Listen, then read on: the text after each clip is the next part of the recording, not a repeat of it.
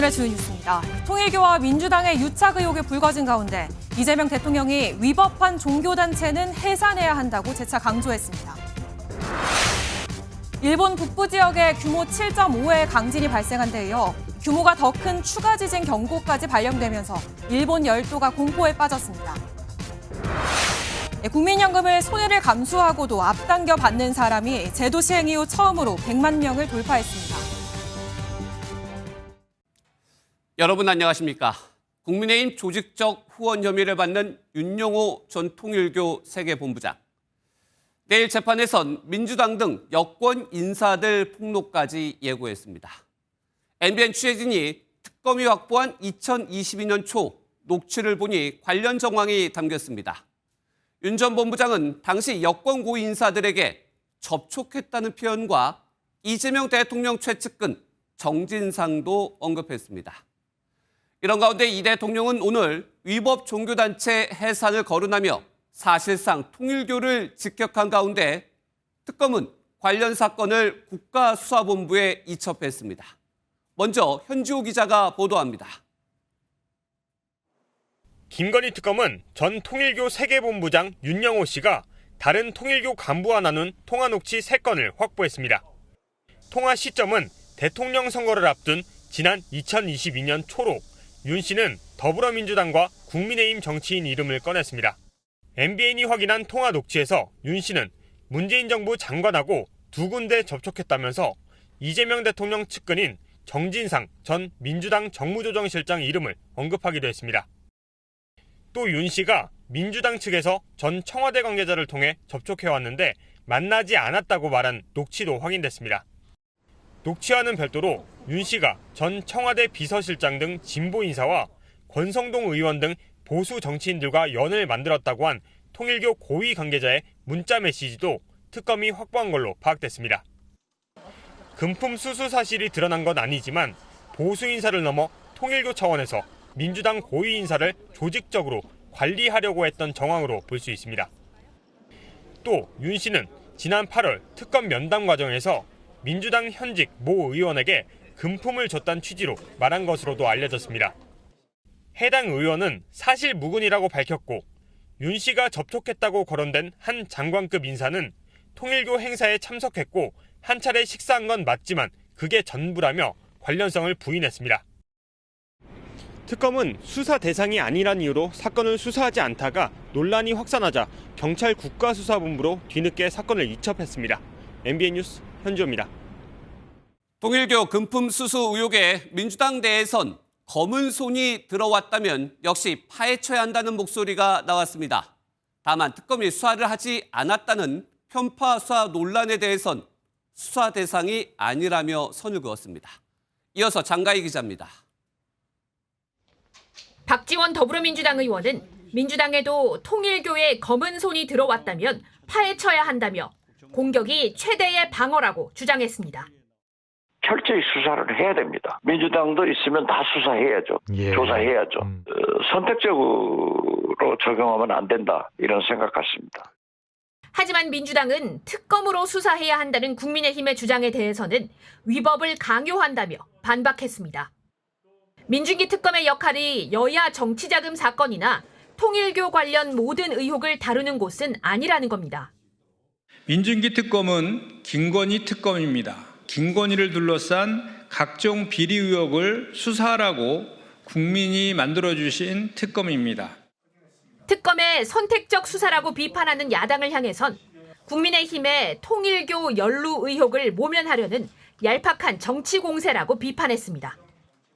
하지만 특검이 민주당 관련 의혹은 덮어둔 채 편파 수사를 했다는 논란이 커지면서 정청래 대표가 공언한 2차 종합특검이 제대로 추진될 수 있을지 우려도 나옵니다.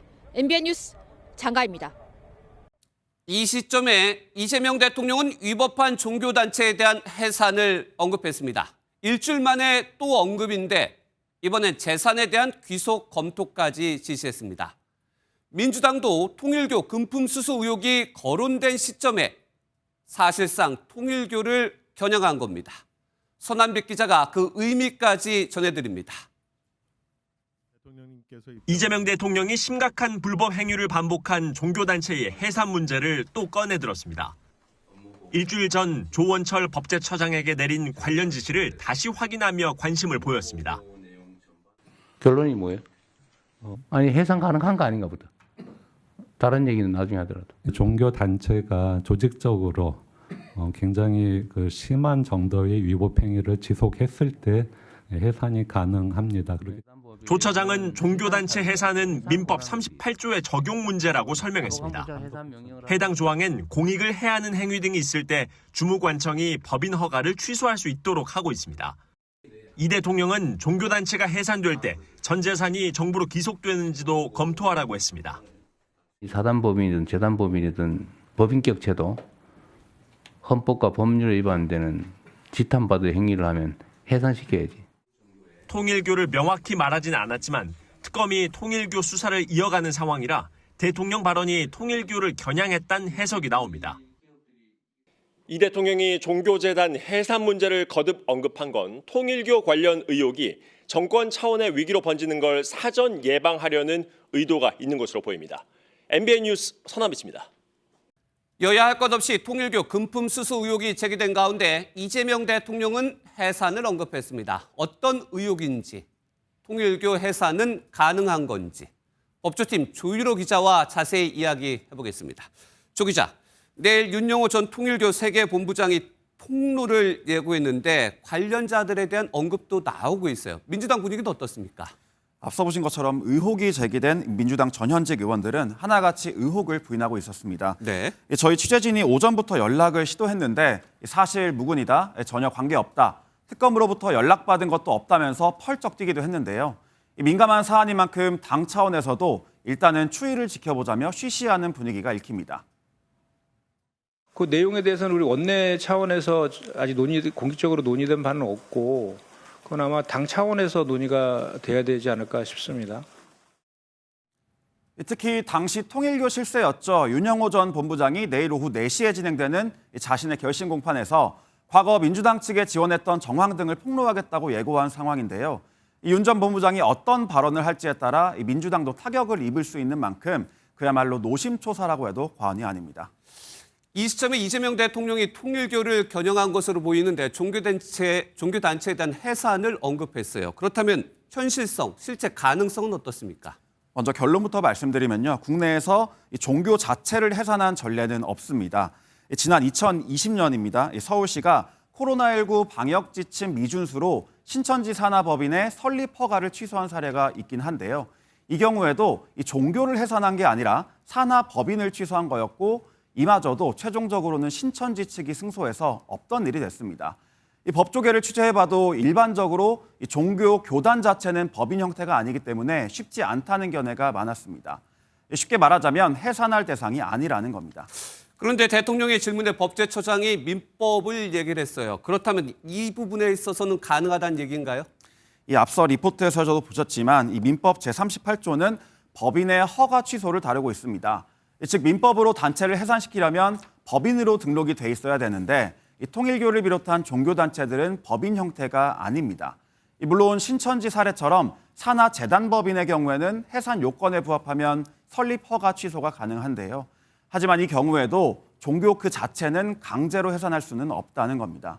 덧붙여서 야권에선 현재 관련한 내용으로 재판이 진행 중인 상황에서 해산을 언급하는 게 섣부르다는 지적도 나옵니다. 네, 여기까지 살펴보겠습니다. 지금까지 사회부 조유로 기자였습니다. 이재명 대통령의 어제 정원호 성동구청장 띄우기에 경쟁자인 오세훈 서울시장도 동참했습니다. 오 시장은 서울시정을 모르는 다른 민주당 내 후보들과는 다르다며 역시 정구청장을 칭찬한 겁니다. 최근 두각을 나타내는 정구청장을 띄우는 데는 다른 의도도 있다는 해석이 나옵니다. 먼저 이교욱 기자의 보도입니다. 오세훈 시장이 내년 지방선거 민주당 서울시장 후보군으로 거론되는 정원호 성동구청장을 치켜 세웠습니다. 말레이시아 출장 중 기자들과 만나 정 청장이 다른 주자들과 차별화되는 입장을 보인다고 평가한 겁니다. 오 시장은 한강버스를 예로 들었습니다. 비판 일변도인 민주당 후보들의 식견을 보면 한계가 있다고 느껴진다며 정 청장이 조금 다른 견해를 드러내 다행이라고 밝혔습니다. 시민들의 어떤 정신적 건강을 위한 힐링 그런 걸로는 의미가 있다고 생각합니다. 긍정적으로 볼 수도 있죠. 오 시장의 이 같은 호평을 놓고 여러 가지 정치적 해석도 이어지고 있습니다. 김민석 총리나 강훈식 비서실장 등에 비해 상대적으로 체급이 낮은 정 청장을 카운터파트로 띄우려는 계산이 깔렸다는 분석이 나옵니다. 또 이재명 대통령까지 나서 일을 잘한다고 칭찬한 정 청장과 행정 능력으로 경쟁해 이길 자신이 있다는 메시지를 낸 거란 시각도 있습니다. 내일 북콘서트를 앞둔 정 청장은 MBN과의 통화에서 오 시장의 생각에 일일이 반응할 생각은 없다며 직접적인 대응은 하지 않았습니다. MBN 뉴스 이교욱입니다. 이재명 대통령의 정원호 띄우기에 민주당 후보군들은 당혹스럽다. 내가 대통령 전화를 받았다며 견제가 이어졌습니다. 파장 때문인지 이 대통령의 성동구 방문 일정은 취소됐습니다. 이어서 정태진 기자가 취재했습니다. 정원호 구청장에 있는 사람이죠. 네. 진짜 잘해 내가 봐도. 나도 한때 뭐 성남시장 할 때 잘했다는 소리 듣긴 했는데. 당대표 시절에도 정원호 구청장을 추켜 세운 이재명 대통령. 어제 SNS로 또다시 공개 칭찬을 하면서 명심은 정원호에 있다는 명심 논란이 커지자 민주당 서울시장 후보군들 견제구를 날립니다. 인간적으로는 좀 우아스럽기도 하고 좀 당혹스러운 게 뭐 솔직한 마음 아니겠어요? 어제 밤에 대통령님하고 짧게 좀 관련돼서 얘기를 나눴어요. 확대 해석할 필요 없다. 한 출마 예정자는 MBN과 통화에서 대통령실에서 정원호에 대한 인식이 확고하다고 반발했고 한 의원은 대통령의 격려일 뿐이라면서도 불편한 기색을 드러냈습니다. 김민석 총리는 대통령이 개인적 소회를 자연스럽게 올린 것이라 선을 그었고 파장을 의식한 듯 대통령실은 당초 예정했던 이 대통령의 성동구 방문 일정을 취소한 걸로 알려졌습니다. 이처럼 이 대통령의 칭찬 하나에도 정치권이 시끄러운 건 그만큼 내년 지방선거에서 명심의 향방에 큰 관심이 쏠려 있다는 분석입니다. MBN 뉴스 정태진입니다. 여야가 본회의 안건에 합의하지 못하면서 국민의힘이 오늘 무제한 안건 토론 필리버스터를 시작을 했습니다. 이 과정에서 충돌이 벌어지며 난장판까지 됐다고 합니다. 국회 취재 기자를 연결해 보겠습니다. 김민수 기자, 필리버스터가 지금도 진행되고 있습니까? 현재는 잠시 정해 중입니다. 필리버스터는 3시간 전인 오후 4시 반쯤 시작됐는데 초반부터 삐걱거렸습니다. 국민의힘은 오늘 본회의장에 상정되는 안건 62건 중에서 4번째 안건부터 필리버스터를 신청했는데요. 첫 번째 연사로 나선 나경원 의원이 의제와 무관한 발언을 한다는 이유로 회의장엔 고성이 터지기도 했습니다. 20분 가까이 이어진 소동 끝에 나 의원이 발언을 재개했지만 우원식 국회의장이 마이크를 끄면서 필리버스터는 장기간 파행됐습니다. 나경원 의원 잠시 중단하시고 의제 외에 발언을 계속하시면 그러면 마이크를 끌 수 있습니다. 의제를 가지고 말씀하세요. 결국 우 의장은 나 의원이 의제와 무관한 발언을 계속해서 이어가자 정회를 선포했는데요. 무선 마이크까지 가져와 필리버스터를 강행했던 국민의힘은 우 의장을 향해선 불공정한 진행을 하고 있다며 강력히 반발했습니다. 국회의장의 독단적인 법 해석에 의해서 민주당의 일방적으로 유리한 회의 진행을 하고 있는 국회의장에게 깊은 유감을 표하는 바입니다. 본회의에 앞서 열린 원내 지도부 회동에서 국민의힘은 사법개혁 법안 등을 연내 처리하지 말자고 요구했지만 민주당은 이를 거절했습니다. 이에 국민의힘은 비쟁점 법안에 대해서도 필리버스터를 진행해 여당이 추진하는 법안들의 문제점을 알리기로 했는데요. 국민의힘은 필리버스터가 오늘 자정에 자동으로 종료되더라도 이번 주 금요일까지 일정을 이어갈 계획입니다. 지금까지 국회에서 전해드렸습니다. 민주당 내에선 다가오는 최고위원 보궐선거를 두고 이른바 친정청래계와 반정청래계가 충돌했습니다. 이번 선거가 정청래 대표의 중간평가라는 말이 나옵니다. 이어서 신영빈 기자입니다. 유동철 위원장은 최고위원 보궐선거 출마 회견에서 정청래 지도부를 향한 날선 비판을 날렸습니다. 쓸데없는 논란을 만들고 의미 없는 편가르기에 허비할 시간이 없습니다. 중앙위원회 1인 1표제 부결은 절차 부실, 준비 실패, 소통 부재의 결과입니다.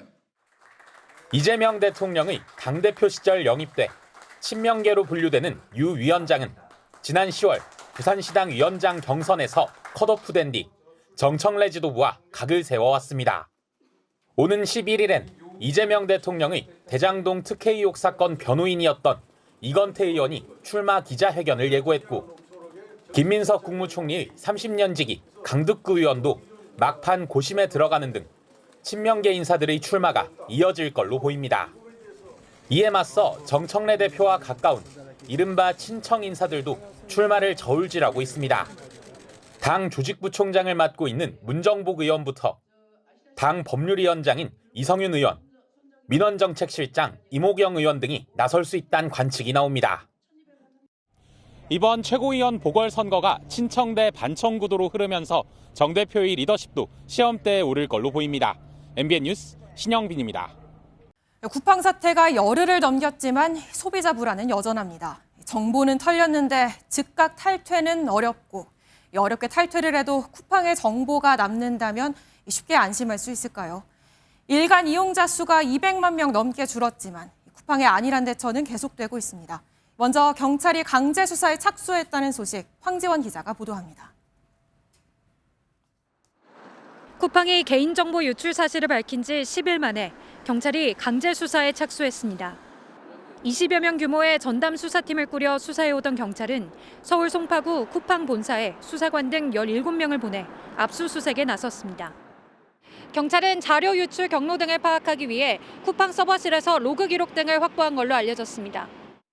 그동안 이미 제출받은 자료로 수사하던 경찰이 직접 자료 확보에 나선 건데 경찰은 사건을 정확히 파악하기 위한 필수적인 조치라고 밝혔습니다. 개인정보 유출자의 신원과 유출 경로 관련 자료를 확보하면서 쿠팡 측의 보안 허점 여부 등도 살펴볼 걸로 전망됩니다. 쿠팡 미국 본사에 대한 소비자들의 소송 움직임도 본격화하고 있습니다. 한국 소송에 참여한 200여 명은 뉴욕 연방법원에 쿠팡의 미국 본사인 쿠팡 INC를 상대로도 집단 소송을 제기하려고 준비 중입니다. 법률 대리에 나선 법무법인 측은 한국에선 기업이 정보를 은폐하면 피해 입증이 어렵고 과징금 액수도 크지 않다며 미국 소송의 이유를 밝혔습니다. 또 미국에는 징벌적 손해배상 제도가 있어 배상 규모가 달라질 수 있다고 강조했습니다. 미국 사법 시스템이 강력한 칼날로 이번 사태의 진상을 규명하고 피해자들에게 실질적인 배상이 이루어지도록 합니다. 법무법인 측은 가급적 올해 안에 미국 법원에 소송을 제기하겠다고 밝혔습니다. MBN 뉴스 황지원입니다. 불안한 마음에 쿠팡을 탈퇴하고 싶어도 복잡한 절차가 발목을 잡고 있습니다. 탈퇴 절차를 간소화했다는 쿠팡의 설명과 달리 탈퇴를 하려면 탈퇴 자격까지 있는지 심사를 받아야 하는 걸로 나타났습니다. 오지혜 기자의 단독 보도입니다. 로켓 배송 등 혜택이 있는 월 7,000원대 쿠팡 유료 회원들의 탈퇴 방법은 두 가지입니다. 온라인에서는 멤버십 해지를 신청한 뒤 잔여 기한이 지나면 탈퇴할 수 있습니다. 전화상으로는 해지와 탈퇴를 동시에 요구하면 이틀에 걸쳐 내부 심사를 받아야 가능합니다.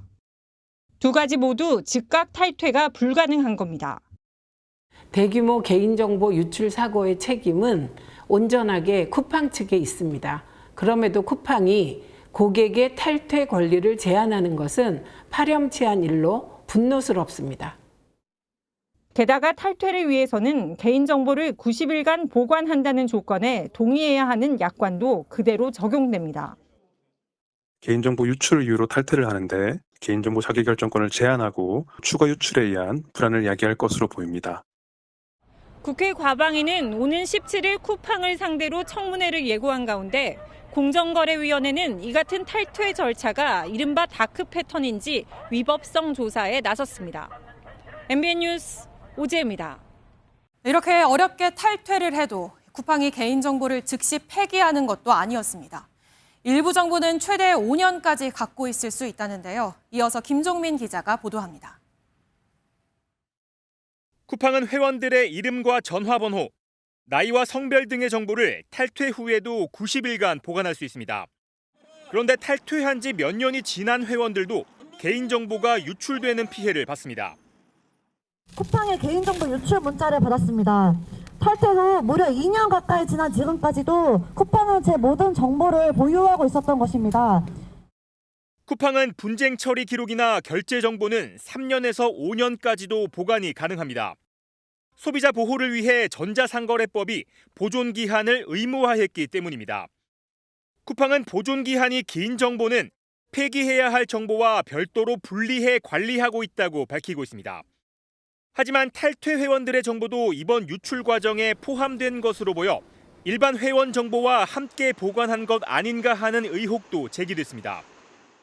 왜 탈퇴한 회원들의 개인정보가 남아있습니까? 쿠팡에. 그것도 지금 포함되어 있죠? 네, 현재 조사 되어 있습니다. 그렇게 보입니다. 올 3분기 현재 쿠팡의 활성 고객은 2,470만 명. 이번에 유출된 계정은 모두 3,370만 개로 900만 개 차이가 있습니다. 이 900만 개가 휴면 계정인지 아니면 탈퇴 계정까지 포함된 건지 쿠팡은 명확히 밝히지 않고 있습니다. MBN 뉴스 김종민입니다. 네, 다음 소식입니다. 인천 세관 마약 수사 외압 의혹을 수사하는 합동수사단이 중간 수사 결과를 내놨습니다. 관련자 전원 무혐의, 이재명 대통령까지 나서 성역 없는 수사를 지시했지만 반년 만에 사실 무근이라는 결론만 남았습니다. 장덕진 기자가 보도합니다. 지난 2023년 10월 당시 서울 영등포경찰서 형사과장이던 백혜룡 경정은 마약 수사 중 외압을 받았다고 주장했습니다. 인천세관이 마약 밀수에 개입했다는 의혹을 수사하자 윤석열 정부 대통령실과 경찰 고위 간부가 압력을 행사했다는 겁니다. 이재명 정부가 들어서고 해당 의혹에 대해 재수사가 이뤄졌고 백경정은 합동수사단 파견 첫날 울먹이기도 했습니다. 저는 평소 명예롭게 퇴직하시는 선배님들 굉장히 존경해 왔습니다. 그 길을 저도 조용히 걸어야 하지 않을까 그런 생각도 들고요. 하지만 합동수사단은 인천세관이 마약 밀매에 연관된 정황은 없다며 중간 수사 결과를 발표했습니다. 세관이 연관됐다는 의혹은 당시 수사한 경찰이 밀수범들의 허위 진술을 신뢰해 생긴 일이라고 설명했습니다. 실제 당시 경찰이 찍은 영상에는 마약 운반책이 공범에게 말레이시아어로 허위 진술을 지시하는 장면이 포착되기도 했는데 이를 아무도 잡아내지 못했습니다.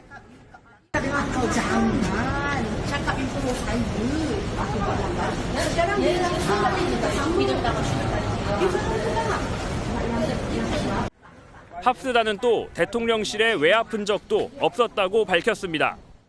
별도 수사팀을 꾸려 수사하고 있는 백경정은 세관이 밀수에 가담한 정황 증거가 차고 넘친다며 검찰이 사건을 덮었다고 반발했습니다. 그러면서 검찰과 관세청 등 6곳에 대한 압수수색 영장을 신청했습니다. 영장 반려 가능성이 점쳐지면서 한동안 의혹은 계속될 전망입니다. MBN 뉴스 장덕진입니다. 일본에선 어젯밤 규모 7.5의 강진이 발생해 최소 30명이 다쳤습니다. 한때 쓰나미 경보도 발령됐는데요. 긴박했던 당시 상황 이동현 기자가 전하겠습니다.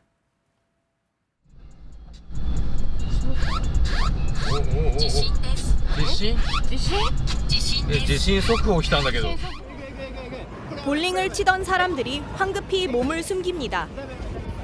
마구 흔들리던 사무실에선 책상에 있던 서류들이 바닥으로 쏟아져 내리고 흔들리는 TV를 일단 부여잡기도 합니다. 어젯밤 11시 15분쯤 일본 혼슈 본섬 동북부 아오모리현 앞바다에서 규모 7.5, 진원 깊이 54km의 강진이 발생했습니다. 青森県八戸市において最大震度6強の強い揺れを観測しました。 진도 6강은 사람이 서 있을 수 없을 만큼 격렬한 흔들림을 느끼는 정도. 1996년 일본이 관측을 시작한 이래 이 지역 최대 규모입니다. 한때 최대 3m 높이의 쓰나미 경보도 발령됐습니다. 다행히 새벽 6시 20분쯤엔 완전히 해제됐지만 30분 만인 새벽 6시 52분쯤 규모 6.4의 여진이 발생해 다시 한번 긴장감이 감돌았습니다.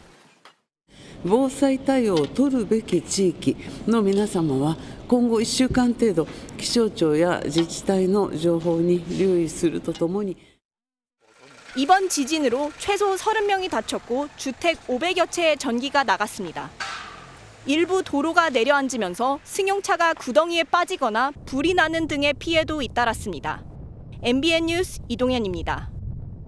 지진이 이번 한 번으로 끝나면 다행이지만 더 큰 지진이 또 발생할 수 있다는 경보도 내려졌습니다. 일본 최악의 지진 중 하나로 꼽히는 동일본 대지진도 앞서 규모 7.3의 지진이 먼저 발생했었죠. 대지진 악몽에 일본에선 긴장감이 맴돌고 있습니다. 이상혁 기자가 보도합니다. 거대한 파도가 바다 위 배는 물론 등대까지도 집어삼킵니다. 2011년 3월 11일 약 2만 명의 사망자를 냈던 규모 9.0의 동일본 대지진 당시 모습입니다.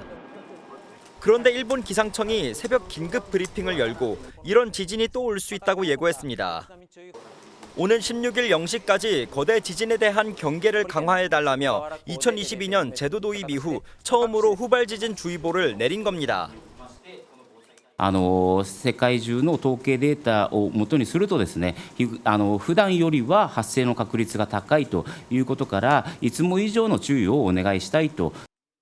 후발 지진 주의보는 일본 해구, 쿠릴 해구 일대에서 규모 7.0 이상의 지진이 발생한 뒤 이어서 더 큰 규모의 지진이 발생할 가능성이 클 때 발령됩니다. 통상적으로 대규모 지진이 연달아 발생할 가능성은 약 1%에 불과하지만 최악의 경우를 대비하는 겁니다. 端的に言えば最悪のケースということになりますけれども、3.11 のような地震が起きるということを想定するということになります. 규모에 따라 후쿠시마 지역을 넘어 도쿄까지 영향을 줄 수 있다는 설명입니다. 더욱이 이번 지진의 진앙지는 동일본 대지진이 발생하기 이틀 전 규모 7.3의 지진이 발생한 곳이라 지진에 대한 공포가 되살아나고 있습니다. MBN 뉴스 이상엽입니다. 사건 사고 소식도 전해드립니다. 헬멧을 쓰면 안 잡힐 거라 생각한 걸까요? 금은방을 털려던 20대 남성이 경찰에 붙잡혔습니다. 어설픈 범행에 미수에 그쳤지만 범죄는 범죄입니다. 이재호 기자입니다. 어두운 새벽 시간, 길가에 오토바이 한 대가 멈춰섭니다. 곧이어 오토바이 헬멧을 쓴 한 남성이 둔기를 들고 금은방으로 다가갑니다. 그러더니 들고 있던 둔기로 유리로 된 문을 계속 내리칩니다. 그런데 어찌된 일인지 유리로 된 문은 꿈쩍도 하지 않고 이내 범행을 포기하고 달아납니다. 다름 아닌 강화 유리였습니다. 당연히 잠 못 잤죠. 현관 같은 경우는 좀 두께가 좀 굵고 느린데 설치한 친구한테 얘기해보니까 강화유리라 그러더라고요. 경찰이 붙잡힌 20대 남성은 경기도 안산 일대 금은방 두 곳을 차례로 돌며 귀금속을 훔치려 했습니다. 범행을 벌인 남성은 앞서서 이 금은방에 유리문을 깨고 침입하는 데는 성공했습니다. 하지만 진열된 귀금속이 하나도 없어 아무것도 훔치지 못했습니다. 그렇게 빈손으로 지인의 상가에 숨어 있던 남성은 범행을 벌인 지 하루도 안 돼 경찰에 붙잡혔습니다. 경찰은 특수절도 미수 혐의로 해당 남성에 대해 구속영장을 신청했습니다. MBN 뉴스 이조입니다. 안타까운 사고도 있었습니다. 새벽길 횡단보도를 건너던 80대가 뺑소니 차량에 치여 숨졌습니다. 50대 운전자는 무면허 상태였는데 다른 차량을 친 뒤 도주하다 이렇게 사망사고까지 냈습니다. 강진우 기자가 보도합니다. 불과 몇 분 전 다른 승용차를 들이받고 도주하던 흰색 승용차가 시내버스를 추월하고 손살같이 내달립니다. 횡단보도 앞에서 한번 휘청하는데 80대 노인을 친 겁니다. 하지만 아무런 구호 조치도 없이 그대로 달아납니다. 그분은 심폐호흡을 하고 있고 이 차는 어디 갔냐고 이러니까 차는 이미 없어졌다고 합니다. 뺑소니 차량은 사고 지점에서 약 2km 떨어진 바닷가에서 발견됐습니다. 뺑소니 차량입니다. 당시의 충격을 말해주듯이 사이드미러의 겉면이 뜯겨져 나가 있고 그리고 차량의 앞부분이 이렇게 심하게 찌그러져 있습니다.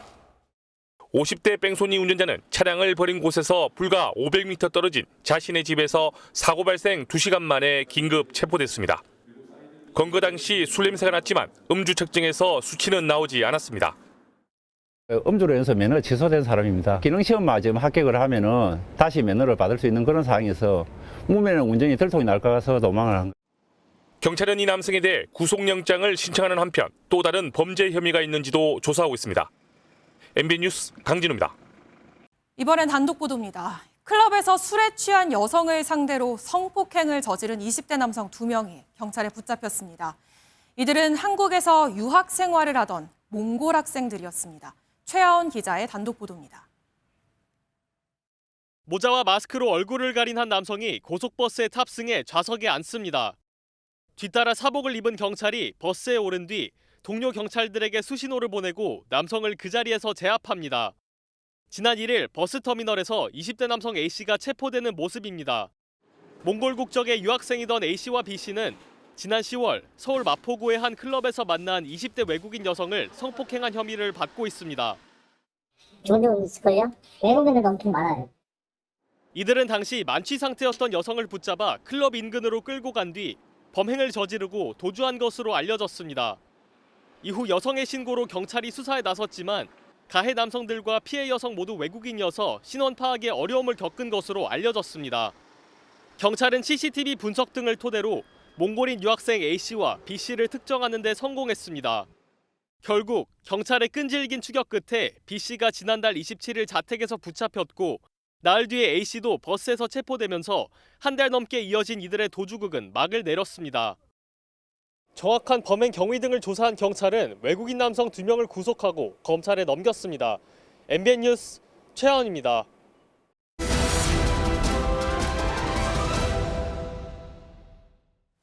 화제 이슈를 들여다보는 이슈 추적 시간입니다. 윤기란 기자와 이야기 나눠보겠습니다. 윤 기자, 어제 뉴스 중에도 전해드렸지만 이 베트남에서 또 한국인이 숨진 채 발견됐다고요? 네, 현지 시각으로 지난 7일 베트남 호찌민시의 한 고급 빌라에서 한국인 남성 A씨가 숨진 채 발견됐습니다. 이웃 주민들이 며칠째 뭔가 심한 냄새가 난다고 경찰에 신고하면서 발견이 된 건데요. 화면에 보이는 곳이 시신이 발견된 집의 문 앞입니다. 시신은 심하게 부패한 상태였는데 현지 경찰은 A씨의 사망 시점을 시신이 발견된 날로부터 5일 전쯤으로 추정했습니다. 남성은 온몸에 문신이 많았고 발과 바지 부분에 피가 묻어 있었던 걸로 알려졌습니다. 네, 그런데 보름 전쯤에도 이 호찌민에서 한국인이 살해된 채 발견이 됐었는데 범죄 피해 가능성은 없는 건가요? 네, 현지 경찰은 누군가 남성을 살해하고서 스스로 목숨을 끊은 것처럼 위장했을 가능성이 크다고 보고 있습니다. A씨의 신원부터 사망 전 행적, 주변 인물 관계 등을 조사하고 있는데요. 특히나 A씨의 범죄 조직 연루 가능성에 집중하고 있습니다. 네, 말씀하신 대로 지난달 23일에도 호치민의 한 고급 주택가에서 30대 한국인 남성이 대형 가방 안에서 숨진 채 발견됐었죠. 베트남 경찰이 검거한 용의자 2명은 모두 한국인이었고 이 중에 한 명은 경북 지역에서 활동하던 20대 조직폭력배였습니다. 숨진 남성은 캄보디아와 베트남 범죄단지에서 스캠 사기에 가담한 걸로 파악됐습니다. 수사가 이뤄져야겠군요. 이번엔 사우디아라비아로 가보겠습니다. 사우디 수도 한복판에서 우리의 옷이죠. 한복이 등장했는데 어딘가 좀 어색했다고요? 네. 여기 보시면은 화려한 옷을 입은 여성들이 보이죠? 복장을 자세히 보면 태극기가 가득 보이고 눈에 띕니다. 그렇네요. 이 옷이 사우디의 수도 리야드에서 열린 한 대형 축제의 한복으로 소개가 됐습니다. 한국 문화를 중동 지역에 널리 알리겠다는 취지로 기획된 행사라고 하는데 국적 불명의 옷이 등장한 겁니다. 현지 한국인들의 제보로 이번 일이 알려졌는데요. 기괴한 모양의 옷이 한복이라고 소개가 되면 우리 한복의 전통과 또 위상이 흔들릴 수도 있다는 지적도 나옵니다. 한복의 원조를 한풀하고 억지 주장을 펼치고 있는데요. 이런 상황들이 계속적으로 만들어진다고 한다면 빌미만 제공하는 상황이 되기 때문에 네, 전문가들은 세계적으로 한류가 큰 관심을 받는 때인 만큼 우리나라 역사와 문화를 더 정확하게 알리는 노력이 필요하다고 강조하고 있습니다. 네, 새겨드려야겠네요. 여기까지 듣겠습니다. 윤기란 기자였습니다. 이제 크리스마스가 보름이 앞으로 다가왔습니다. 집안에 트리 설치하셨나요? 반짝반짝 보기는 좋지만 전선을 감고 있는 트리를 잘못 관리하면 화재로 이어질 수 있다고 합니다. 안전하게 관리하는 법, 강세연 기자가 취재했습니다.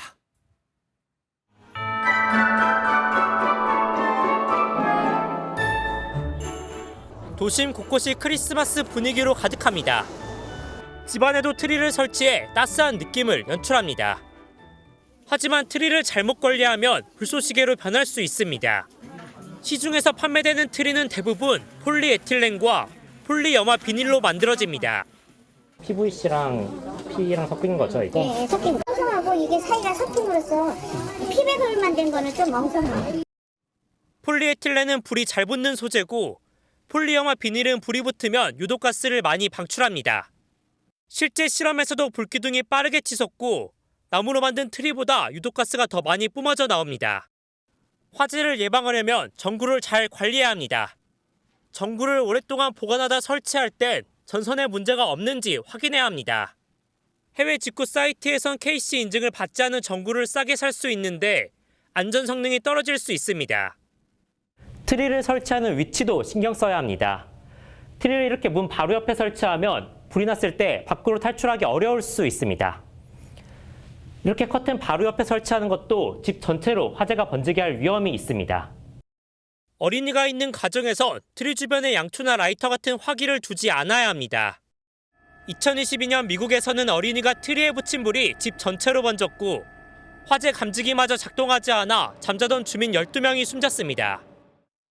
There were 4 smoke detectors in that building and none of them operated. 단독 경보용 감지기만 있어도 빠르게 초기 대응을 할 수 있는데 6,000원 정도면 살 수 있습니다.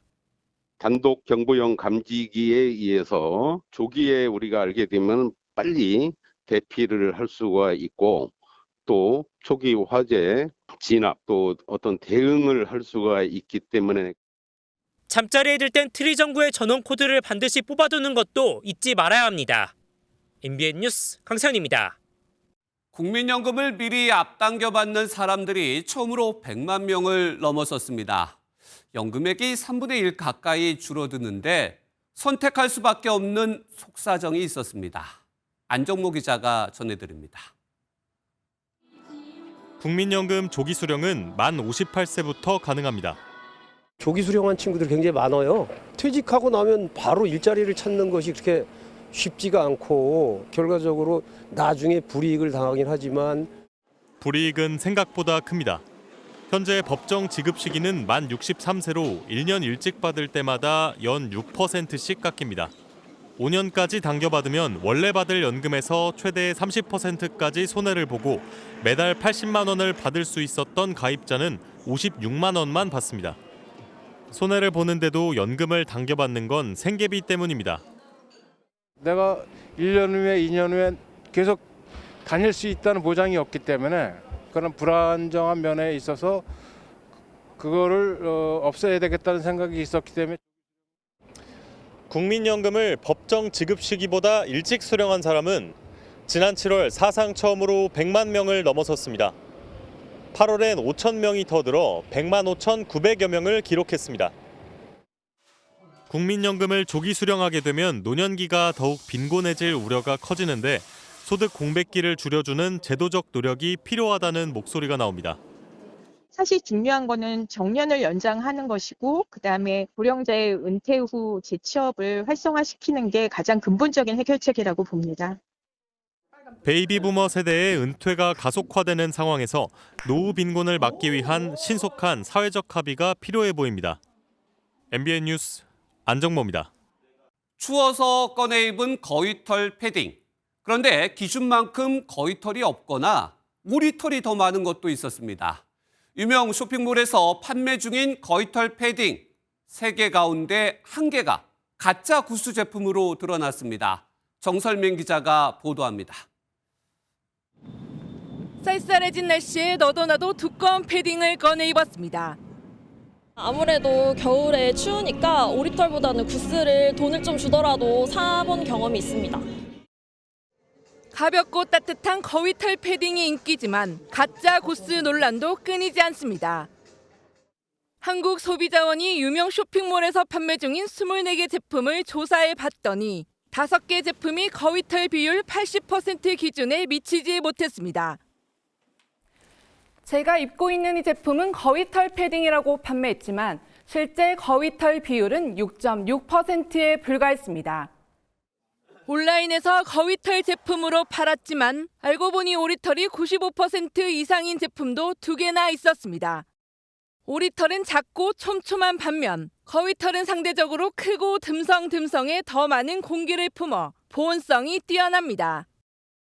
하지만 전문가들도 현미경으로 봐야 겨우 구별할 정도로 일반 소비자들은 알기 힘듭니다.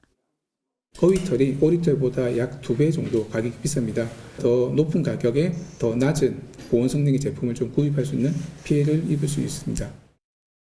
문제의 제품을 판매한 쇼핑몰 3곳은 해당 제품 판매를 중단하고 환불에 나서는 한편 구스 제품 모니터링을 강화하겠다고 밝혔습니다.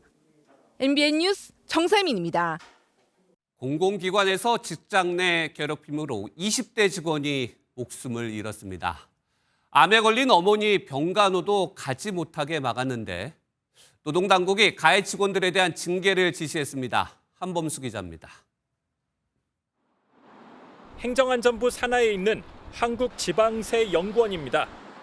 지난 9월 이곳에서 근무하던 20대 A씨가 스스로 목숨을 끊었습니다. 직장 내 괴롭힘이 원인이었습니다.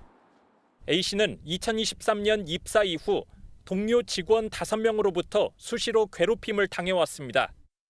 특히 부서장 B씨는 야근 중이던 A씨를 술자리로 불러내 모욕적인 발언을 하는가 하면 자신의 언행이 알려지자 오히려 A씨에게 자필 심할서를 쓰도록 강요했습니다. 심지어 A씨가 암에 걸린 어머니 병간호를 위해 신청한 연차 사용도 거부했습니다. 사업장에 막대한 지장을 줄 만큼 그런 중대한 사안도 아니었고 대체자를 통해서 업무를 수행할 수 있음에도 불구하고 연차 사용을 거부했기 때문에 참다 못한 A씨가 회사의 괴롭힘 피해 사실을 3차례나 알렸지만 고통은 끝나지 않았습니다. A씨 사후 노동당국이 특별 근로감독을 벌여 직장 내 괴롭힘을 인정했습니다. 당국은 가해자에 대한 징계를 지시하고 과태료도 부과했습니다. 한국지방세연구원은 고용노동부의 지시대로 가해자를 징계하고 조직문화 개선 계획을 수립해 제출하겠다고 밝혔습니다. MBN 뉴스 한범수입니다. 서남해 지역에 갈치와 병어가 찾아오면서 중국 어선들의 불법 조업이 심해질 조짐을 보이고 있습니다. 정부가 특별 단속으로 6척을 납포했습니다. 그 현장을 이승훈 기자가 전해드립니다. 목포 앞바다에서 조업 중인 중국 어선에 단속반이 다가갑니다. 목표는 우리 해역에서 허가도 받지 않고 어획 활동을 했는지 들여다보는 것. 2025년 12월 2일 첫 번째 중국 어선 어창 확인하도록 하겠습니다.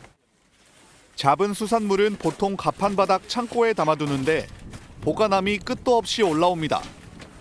남해에서 주로 잡히는 갈치 등으로 보입니다. 현재 지속적으로 어창 내에 있는 어획물 꺼내는 작업 중에 있으므로 이번엔 다른 단속 현장.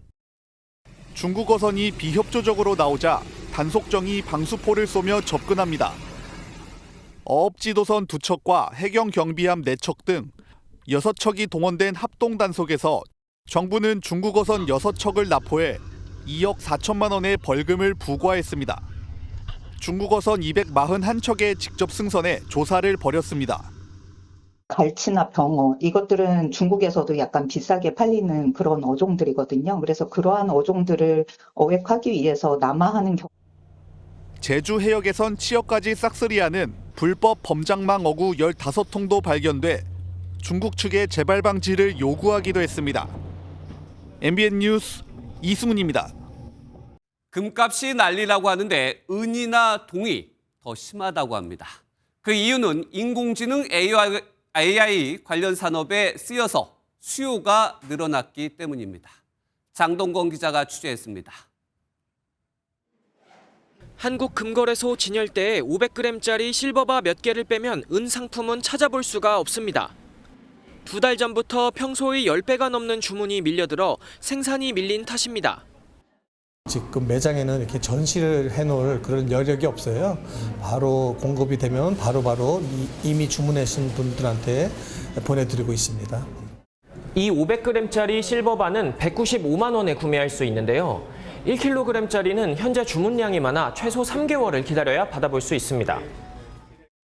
찾는 사람은 늘었는데 물건은 줄다 보니 가격은 껑충 뛰었습니다. 국제 은 가격은 $60 가까이 치솟으며 역대 최고가를 갈아치웠습니다. 올해 들어 29.9달러에서 2배 가까이 뛴 건데 상승률만 보면 금을 훌쩍 앞지릅니다. 은이 인공지능 AI 관련 산업에 쓰여 수요가 폭증하고 있기 때문인데 추세상으론 가격이 더 뛸 수 있습니다. 반도체 공정, 전기차, 태양광 패널 이쪽 산업이 성장을 하면서 은에 대한 수요가 늘어난 게 일단 은 가격 상승의 첫 번째 원인이라고 할 수 있습니다. AI 데이터 센터 건설 붐에 힘입어 핵심 소재로 꼽히는 구리, 그러니까 동도 만만치 않습니다. 톤당 11,600달러대에 거래되며 사상 최고가를 기록 중입니다. 트럼프 대통령이 구리에도 관세를 매길 것이란 관측에 미국 기업들이 미리 확보에 나선 영향인데 내년 2분기엔 톤당 13,000달러까지 오를 거란 전망도 나옵니다. MBN 뉴스 장동건입니다. 최근 테슬라가 국내 일반 도로에서도 자율주행이 가능한 기능을 출시해 이목을 끌고 있습니다. 이에 현대차도 일반 도로에서의 자율주행 모습을 공개하며 맞불을 놨습니다. 자율주행, 아직은 먼 얘기인 줄 알았는데 우리 앞에 성큼 다가왔습니다. 유승호 기자가 보도합니다. 운전자가 핸들을 잡지 않아도 차량이 스스로 회전 교차로와 우회전 같은 복잡한 구간을 주행합니다. 차량 내부 디스플레이를 터치하자 후방 카메라가 공간을 인식해 스스로 주차까지 마칩니다. 현대차 그룹 소프트웨어 개발사 포티투-이 공개한 일반 도로 자율주행 장면입니다. 카메라와 레이더로 기기를 단순화해 도로 상황을 인지하고 자체 개발한 AI 소프트웨어로 데이터를 분석해 차량을 제어하는 방식입니다. 하드웨어가 변경되더라도 상위 소프트웨어는 재활용되거나 최소한의 수정만으로 사용할 수 있게 되었습니다. 앞서 테슬라는 감독형 자율주행 시스템인 FSD를 국내에 출시했는데 이를 활용한 일반 도로 주행 영상이 연일 공개되면서 관심을 끌고 있습니다. GM도 최근 국내에 출시한 프리미엄 SUV에 슈퍼크루즈라는 자율주행 기능을 적용했습니다. 여기에 현대차까지 가세하면서 국내에서 자율주행 기술 경쟁이 본격화하는 분위기입니다. 안전을 전제로 굉장히 조심스럽게 접근한다고 보시면 좋을 것 같고요. 국내에서 자율주행이 본격적으로 도입되려면 정부 규제와 사고 책임 문제 등 풀어야 할 과제가 남아있어 기술 개발뿐 아니라 제도 개선도 동시에 이루어져야 한다는 지적이 나옵니다. MBN 뉴스 유승호입니다. 이번엔 국제 소식입니다. 트럼프 대통령이 엔비디아 고성능 AI 칩의 중국 판매를 전격 허용했습니다. 미국의 대중 전략이 봉쇄해서 거래로 전환됐다는 분석인데요. 이번 조치가 글로벌 반도체와 AI 판도에 어떤 영향을 미칠지 워싱턴에서 강영구 특파원이 보도합니다. 트럼프 대통령이 자신의 SNS를 통해 엔비디아의 AI 칩 H200의 중국 판매를 허용하겠다고 밝혔습니다. 이어 시진핑 주석에게 직접 통보했고 긍정적인 반응을 받았다고 덧붙였습니다. H200은 현재 중국에 제한적으로 판매 중인 저사양 H20보다 연산 성능이 6배 이상 높아 비교가 되지 않는 고성능 제품입니다. 블랙엘과 루빈 칩은 이번 허용 대상에서 제외됐지만 이번 조치는 글로벌 반도체와 AI 산업의 판도를 흔들 사건으로 평가됩니다. 먼저 젠슨 황의 승리라는 말이 나올 만큼 엔비디아의 독주 체제는 공고해졌습니다. I did with Jensen. Right. So smart man. Sure. He knows very well. He's done an amazing job. NVIDIA, very good. 반면 오픈 AI와 구글, 메타 등 미국의 다른 빅테크 기업들은 중국의 AI 추격 속도를 경계하며 긴장하고 있습니다. 중국은 AI 산업 육성과 반도체 자립 사이에서 대응 전략을 고심할 것으로 보이며 고대역폭 메모리 HBM 강국인 한국에는 단기적인 호재로 평가됩니다. 또 이번 결정은 트럼프식 대중 전략이 봉쇄에서 거래로 전환되는 신호입니다. 바이든 정부가 봉쇄 중심 전략을 고수했다면 트럼프 정부는 경제적 이익과 기술 격차를 병행 추구하는 선택적 통제 시대를 열고 있습니다. 미중 관계가 변곡점에 접어들고 있습니다. 국제 질서와 패권을 둘러싼 물밑 신경전도 고조되고 있습니다. 워싱턴에서 MBN 뉴스 강영구입니다.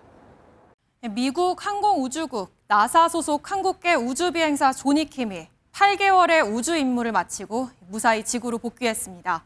한국계 미국인이 우주 임무를 수행한 최초 사례입니다. 강재묵 기자입니다. 국제우주정거장 ISS에 도킹돼 있는 우주선이 서서히 분리되기 시작합니다. 이어지는 우주 속 항해. 지구를 향한 3시간 20여 분의 비행 끝에 우주선 소유주 MS-27이 무사히 지구 땅을 밟습니다. 한국계 우주비행사 조니 킴이 우주에서의 임무를 마치고 귀환하는 장면입니다. Johnny Kim and Alexei Zabritsky home after their first flights into space, respectively. 한국계 우주비행사가 우주에서 임무를 수행한 것은 이번이 처음. 지난 4월 ISS에 도착했던 조니 킴은 245일의 시간 동안 나사의 과학연구와 실험 등 임무를 수행했습니다. 조니 킴이 우주에 머무는 동안 비행한 거리는 약 1억 6,700만 킬로미터. 지구 궤도를 3,920회 회전한 거리에 달합니다. Flying space, being up here with this crew has been one of the greatest privileges of my life. They've become my family away from my family. 우리 시간으로 오후 2시 3분쯤 카자흐스탄 제즈카즈칸 초원지대에 착륙한 조니 킴은 회복을 마친 뒤 나사 항공기를 타고 미국으로 이동할 예정입니다. 미국 로스앤젤레스에서 태어난 조니 킴은 미 해군과 군의관 등을 거친 뒤 지난 2017년 나사 우주비행사로 선발됐습니다. MBN 뉴스 강재묵입니다. 이번엔 전할 때마다 반가운 소식입니다. K콘텐츠가 다시 한번 세계 무대에 이름을 올렸습니다. 이번엔 미국을 대표하는 대중문화 시상식 골든글로브입니다. 박찬욱 감독의 영화 어쩔 수가 없다와 넷플릭스 애니메이션 K-팝 데몬헌터스가 각각 3개 부문 후보에 오르며 글로벌 경쟁력을 입증했습니다. 심가연 기자입니다. 해고된 가장의 재취업을 위한 고군분투를 그린 박찬욱 감독의 신작 어쩔 수가 없다. 다음 달 초 열릴 제83회 골든글로브 시상식에서 최우수 작품상을 포함해 3개 부문 후보에 올랐습니다. 우리 영화가 수상 후보로 지명된 건 헤어질 결심 이후 3년 만입니다. 세계 여러 나라에서 온 관객들이 공감을 하는 걸 보면 이것은 비단 한국 사람들만의 문제는 확실히 아닌 것 같습니다. 주연 배우 이병헌은 뮤지컬 코미디 영화 남우주연상 후보로 조지 클루니, 리오나르도 디캐프리오 등 할리우드 톱스타들과 경쟁합니다. K컬처 열풍을 일으킨 넷플릭스 애니메이션 K-팝 데몬 헌터스도 최우수 애니메이션상 부문에서 주토피아2 등과 맞붙습니다.